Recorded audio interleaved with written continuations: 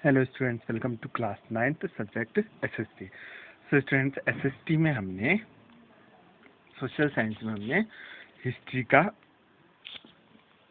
Chapter 2 शुरू कर दिया था। ठीक है, उसमें हमने आपको question number 1 and question number 2 करा दिया है। आज हमारा है क्वेश्चन नंबर 3। ठीक है, तो शुरू करते हैं क्वेश्चन नंबर 3। ठीक है, क्वेश्चन नंबर 3 क्या कह रहा है हमसे? 1917 में जार का शासन क्यों खत्म हो गया? ठीक है, 1917 में जार का शासन क्यों खत्म हो गया? आंसर देख लिए। जनता के बढ़ते अविश्वास एवं जार की नीतियों से, जनता के बढ़ते अविश्वास एवं जार की नीतियों से असंतुष्टि के कारण जार का शासन 1917 में खत्म हो गया। सिंपल ही है, इतना ही देखिए। ठीक है, आगे समझ में, सिंपल इतना। ठीक है, क्यों? जनता के अविश्वास एवं जार की नीतियों से असंतुष्टि के कारण जार का शासन 1917 में खत्म हो गया। ठीक है, सिंपल ही। अगर वन लाइनर क्वेश्चन आता है तो उसमें इतना ही लिख सकते हैं। ठीक है, ये बड़े क्वेश्चन है तो इसमें डिटेल देखेंगे। ठीक है, जार निकोलस द्वितीय ने राजनीतिक गतिविधियों पर रोक लगा दी, मतदान के नियम बदल डाले और अपनी सत्ता के विरुद्ध उठे सवालों अथवा नियंत्रण को खारिज कर दिया। ठीक है, रूस में युद्ध प्रारंभ में बहुत लोकप्रिय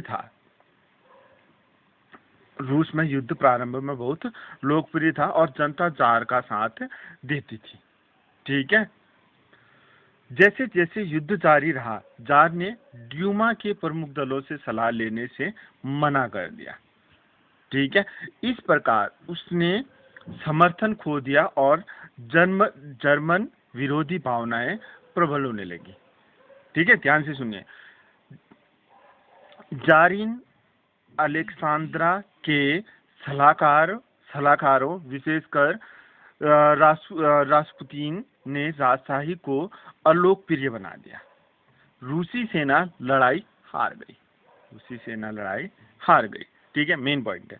पीछे हटते समय रूसी सेना ने फसलों एवं इमारतों को नष्ट कर दिया। फसलों एवं इमारतों के विनाश से रूस में लगभग 30 लाख से अधिक लोग शरणार्थी हो गए, जिससे हालात और बिगड़ गए। आया समझ में इतना? ठीक है, मेन पॉइंट देखिए ये क्या क्या घटना घटी। ठीक है, उससे आगे बढ़ते हैं। प्रथम विश्व युद्ध का उद्योगों पर बुरा प्रभाव पड़ा। ठीक है, बाल्टिक सागर के रास्ते पर जर्मनी का कब्जा हो जाने के कारण माल का आयात बंद हो गया। औद्योगिक उपकरण बेकार होने लगे तथा 1916 तक रेलवे लाइन टूट गई। अनिवार्य सैनिक सेवा के चलते सेहतमंद लोगों को युद्ध में झोंक दिया गया, जिसके परिणाम स्वरूप मजदूरों की कमी हो गई। जो भी सही लगता था उनको युद्ध में तुम लोग जाओ, युद्ध लड़ो। ठीक है, जिससे परिणाम स्वरूप मजदूरों की क्या हो गई थी? कमी हो गई। रोटी की दुकानों पर दंगे होना आम बात हो गई।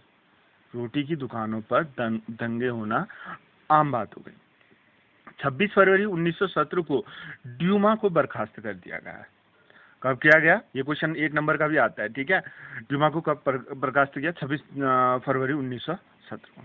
ठीक है, यह आखिरी दाव साबित हुआ और इसने जार शासन को पूरी तरह जोखिम में डाल दिया। 2 मार्च 1917 को जार गद्दी छोड़ने पर मजबूर हो गया और इससे निरंकुशता का अंत हो गया। आ गया समझ में? ठीक है, क्यों छोड़नी पड़ी उसे गद्दी? ठीक है, किसान जमीन पर सर्प के रूप में काम करते थे और उनकी पैदावार का अधिकतम भाग जमीन के मालिकों एवं विशेषाधिकार प्राप्त वर्गों को चला जाता था। किसानों में जमीन की भूख प्रमुख कारक थी।